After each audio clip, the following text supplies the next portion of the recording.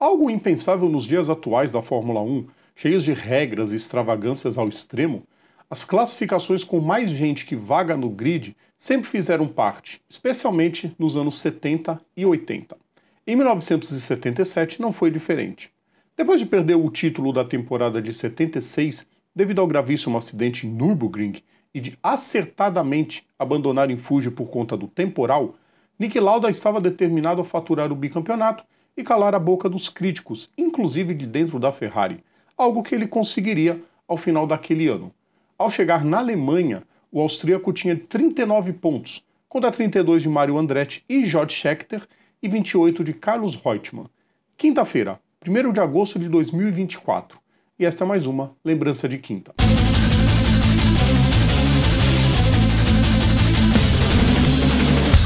Salve a todos os nossos ouvintes, salve a todos os nossos seguidores, sejam todas e todos bem-vindos, eu sou Rodrigo Vilela, está começando mais uma Lembrança de Quinta, hoje é dia de TBT, dia da gente recordar mais um momento clássico das pistas.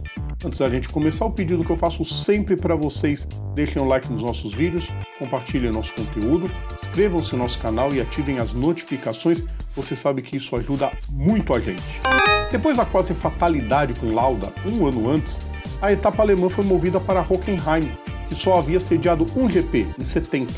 30 pilotos tentariam a sorte entre os 24 que estariam aptos para o grid ao invés dos 26 habituais. Um deles era Hans Heyer. Nascido em Mönchengladbach no dia 16 de março de 1943, se apaixonou pela velocidade ainda na juventude, quando estudou mecânica na Daimler-Benz. Começou a correr no fim da década de 50 nos Países Baixos, já que ele não poderia começar a correr na Alemanha antes dos 16 anos.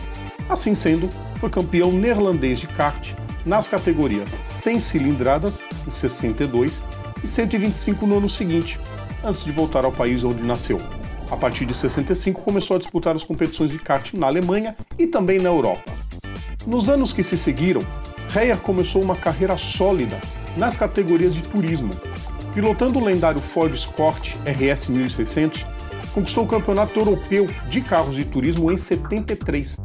Depois, também a bordo de um Escort, foi bicampeão da DRM, que foi a antecessora do DTM, em 74 e 75, pilotando pela equipe Zakspeed, aliás, a equipe pela qual ele se identificou por toda a sua carreira. Em 76, estreou nos monopostos e disputou 2 etapas da Fórmula 2 europeia em Hockenheim, sem brilho algum. Aí ele decidiu, mesmo com essa parca experiência em fórmulas, que iria tentar a sorte no GP local em 77, pela Fórmula 1. Heyer foi o escolhido de Gunther Schmid, dono da ATS, para um segundo carro na etapa germânica. A equipe estreava naquele ano com o chassis Penske e tinha Jean-Pierre Jarier como piloto principal do time, que tinha conseguido até mesmo um 6º lugar em Long Beach, logo na estreia da equipe. A tarefa não seria fácil, como eu disse, por questões de segurança, excepcionalmente, apenas 24 iriam para a corrida, ao invés dos habituais 26. Mas nem assim daria para Heyer, que ficou em 27º, ficando de fora da prova. Heyer era apenas o 3º reserva. Sim, antigamente os não classificados, os famosos DNQs, poderiam conseguir vaga no grid caso houvesse alguma desistência. E aí chegou o domingo. Hans era o 3º reserva, mas foi alçado a 1º da lista. Patrick Neve, da também estreante Williams, ocupava essa posição de honra, mas Frank Williams abriu mão de preparar o carro do belga para a prova. O segundo na lista era Emílio de Villota, que inscreveu uma McLaren particular em determinadas corridas daquele ano, só que o espanhol sofreu um problema de motor pouco antes da corrida. Heyer virou o 1º piloto reserva, mas ainda assim fora da corrida. Só que ele decidiu por conta própria participar da prova. Lembrem-se, ele não conseguiu oficialmente a vaga.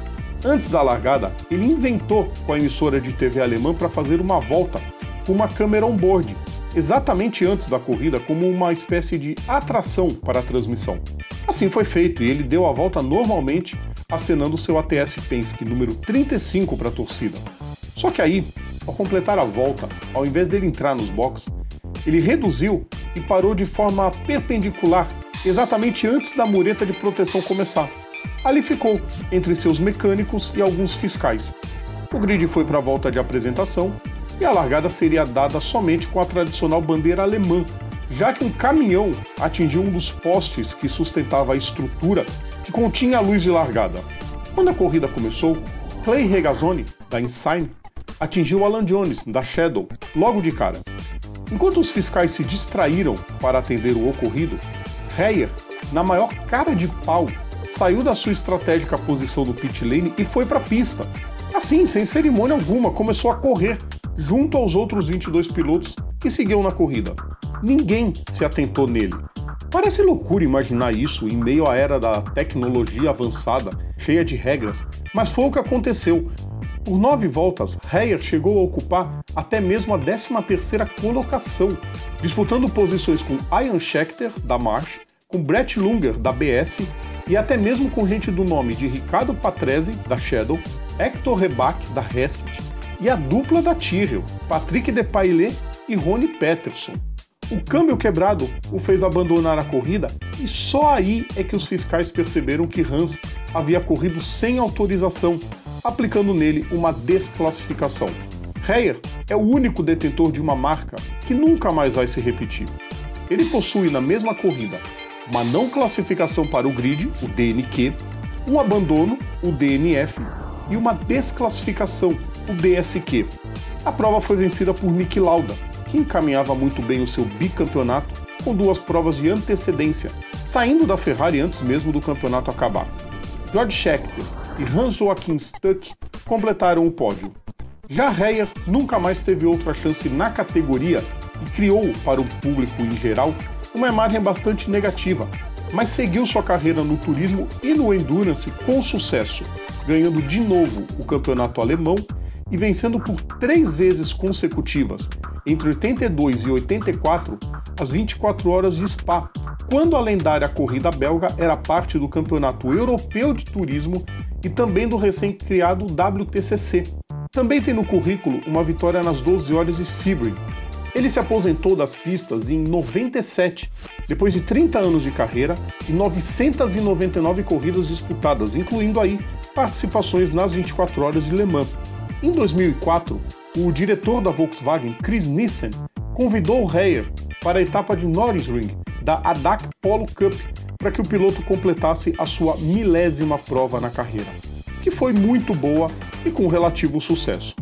Mas é quase certo que hoje em dia, aos 81 anos de idade, ele ainda conte para a família do dia que resolveu invadir a pista e disputar, ainda que sem autorização, uma corrida de Fórmula 1.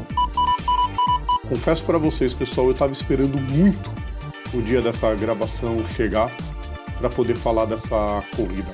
Porque é algo que você não imagina hoje em nenhuma categoria mais. Nenhuma. Uma atitude dessa que o Hans Reyer teve de simplesmente invadir a pista e começar a correr. Primeiro que ele nem entraria no carro na pista nos dias de hoje. Isso é impensável. Muita gente vai falar, o Graham Rahal ano passado na Indy 500 foi bumpado do grid e correu. Mas ele correu porque o Stefan Wilson se acidentou e a equipe chamou o Graham Rahal. Não tem nada a ver com o que o Reyer fez naquela prova em Hockenheim. É impossível isso acontecer. Essa é uma das certezas da vida. Uma das certezas que todo mundo vai partir, das certezas que o céu fica azul de manhã e que nunca mais um piloto vai correr sem autorização na Fórmula 1. Essa história tinha que aparecer aqui de qualquer jeito e ainda bem que chegou a data de colocar esse vídeo. Semana que vem é a vez de personagem, então a lembrança de quinta volta daqui a 2 semanas. Lembrando sempre, todo o nosso conteúdo está no YouTube, está nas plataformas digitais ou então assinando o nosso feed, is.gd/programa Papo Veloz. Sigam também nossas redes sociais, é só procurar a gente por PGM Papo Veloz. Um grande abraço a todos e lembrando que amanhã tem aquecimento, a partir das 9 da noite a gente espera vocês. Grande abraço a todos. Tchau!